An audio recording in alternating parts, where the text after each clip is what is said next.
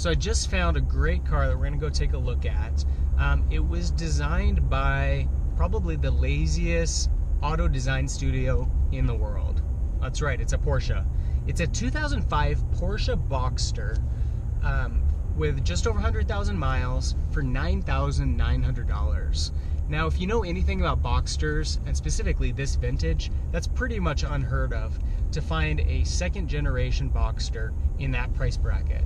Now, the Porsche Boxster first came out in about 1997, and then they came out with the second generation starting in 2005. And so this has a much more modern look than the original Boxsters, and pretty unusual to find a car of this caliber in the under $10,000 price bracket. I did a little bit of searching to see what other Boxsters were going for of this vintage, and I found quite a few in around the $15,000 to $25,000 price bracket. And obviously those had lower mileage than this one. It's pretty unusual to find a Boxster of this era that's already got 100,000 miles on it. Now, sometimes mileage really scares people, kind of turn them away.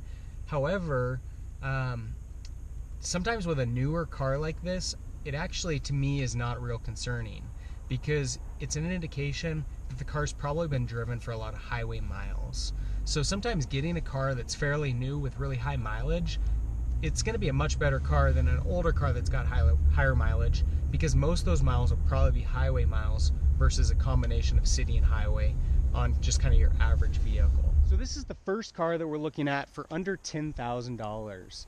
Now, on the cool scale, this is about as cool as you're going to get for under $10,000. This is a 2005 Porsche Boxster. It's got just over 100,000 miles. It's in good condition. It's got a clean title, no accidents, and in pretty good shape overall. If you look closely, you'll see that it's not perfect. There's some little scuff marks.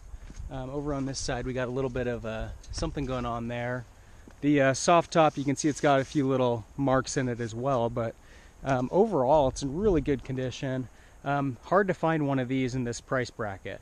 Did a little bit of searching to see what else was out there in the way of Boxsters, and typically for a 2005 Boxster right now, you're going to be spending about $20,000. And so this is pretty much about as cool as you're going to get for under $10,000. Now, obviously, there are some downsides to buying a $10,000 Porsche, because they're certainly not cheap cars to maintain. Repairs can be quite expensive. And then with the mid-engine, that scares me a little bit too, because I don't know how easy it would be to do my own maintenance on that. Now, inside, you can see it's got a tear on the driver's seat, so that's not too pretty. Probably something that you could replace or repair fairly easy. But that is one of the things that you get, again, in a $10,000 Porsche, is it's not going to be perfect, so there's no expectation for that. In general, it's a pretty nice, clean car, and you know, definitely cooler than the options that I had when I was in high school for a car in the $10,000 price bracket. All right, so first impressions of the Porsche Boxster.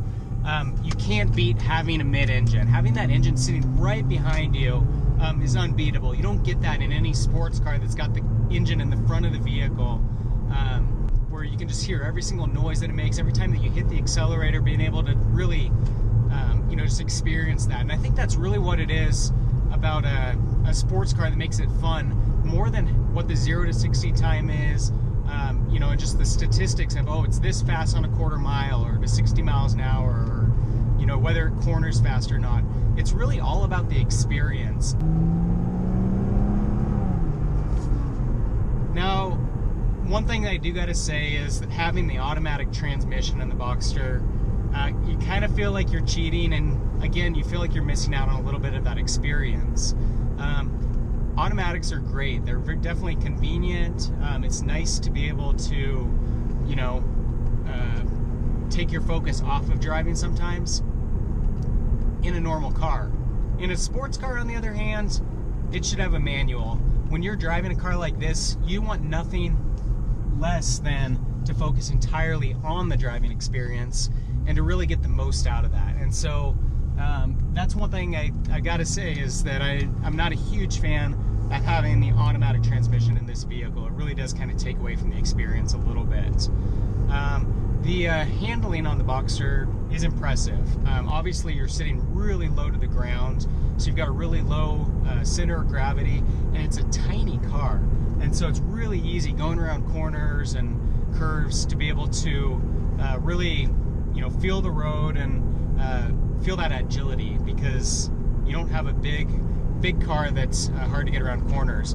I've mentioned, my brother's the Stradman. And one thing about his Lamborghini is that even though it is a lot of fun to drive, that thing is huge. And the smaller size of the Boxster is fun. I'm a fan of it. I like the fact that it's so small and kind of makes it easier to drive, I guess, in a sense. The Lamborghini, you're kind of always worried because it's such a big car and it takes up the lane, and you don't get that with the Boxster so much. As you can see, I do have the top on right now. That's in part because it'd be hard for you to hear me, and also because it's about 44 degrees outside. So it's a little chilly. Thankfully, the Boxster's got heated seats, and so we're pretty comfy.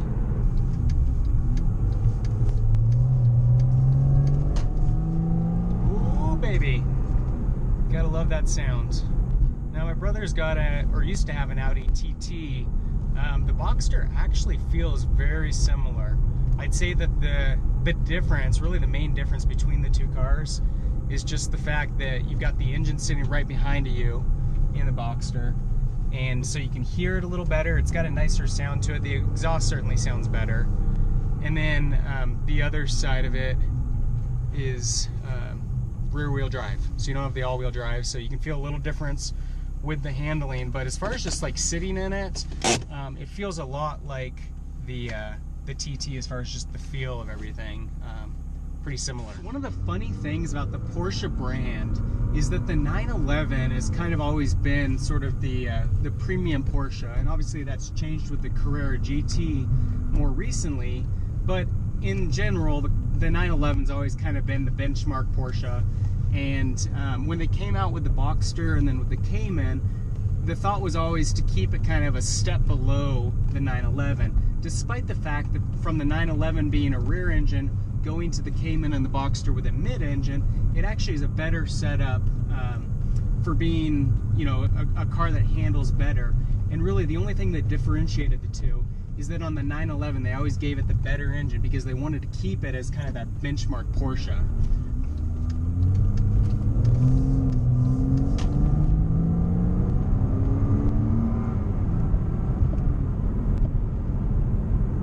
Gotta say, that sound of that engine is beautiful, and it's unique too. There's something different about it. It sounds like a Porsche.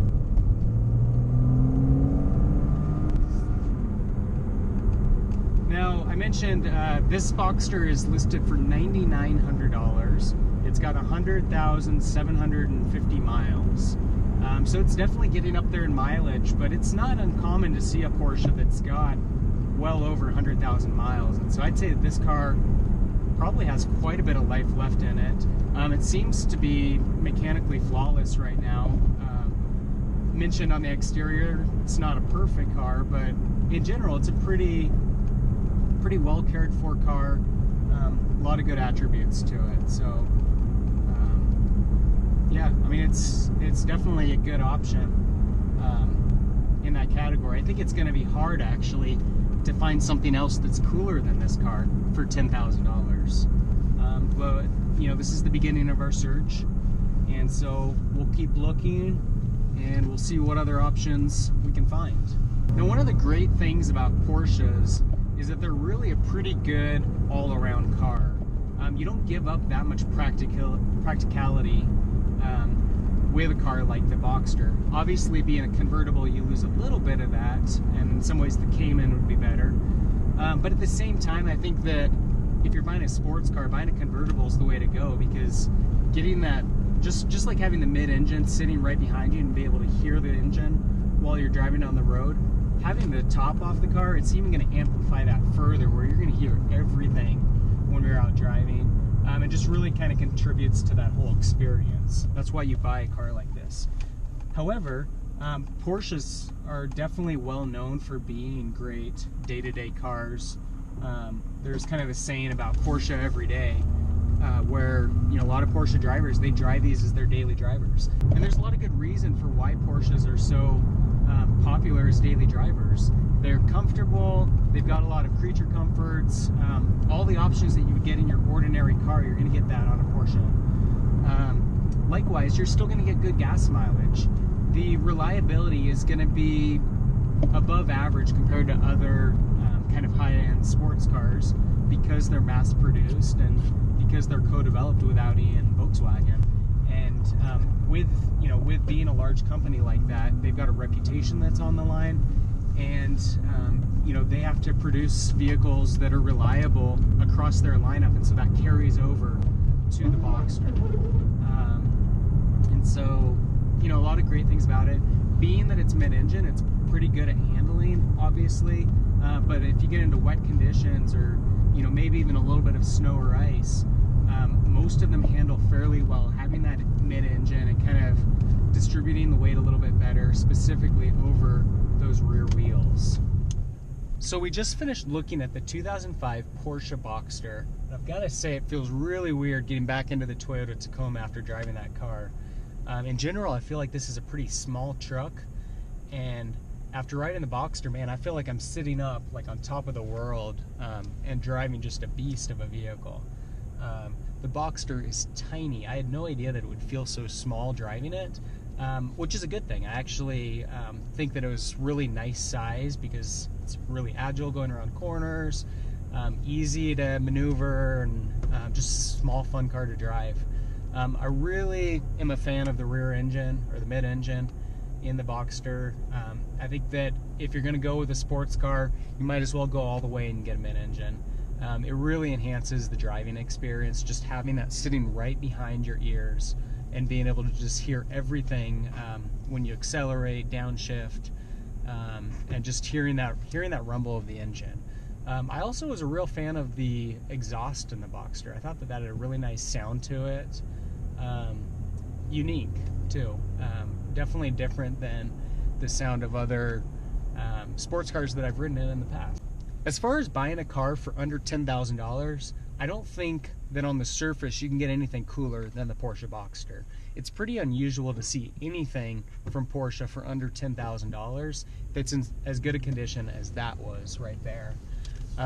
With that said, it still worries me a little bit to consider buying a Porsche for under $10,000 and with over 100,000 miles, just because of the potential for problems. I have a feeling that nothing on that car would be cheap to repair, and so going into it, yeah, for under $10,000 you're probably not going to get anything cooler than that, but it may end up being a much more expensive car than $10,000 going down the road. And so that's something that you got to weigh when you consider a car of that caliber under that price point. It's going to be hard to find something better than that Boxster for under $10,000, but we're going to keep looking, we're going to keep searching, seeing what our other options are out there, and get to a point, hopefully, where we can make that determination of what that best car is under $10,000. If you've got any suggestions on vehicles that I should be looking at, leave those in the comments below. I'd also love to hear your feedback about the Boxster. Let me know, do you think that that's a good car for under $10,000, or do you think that it's overpriced? To continue on this journey as we look for the coolest car for under $10,000, subscribe to my channel. In the meantime, thanks for watching.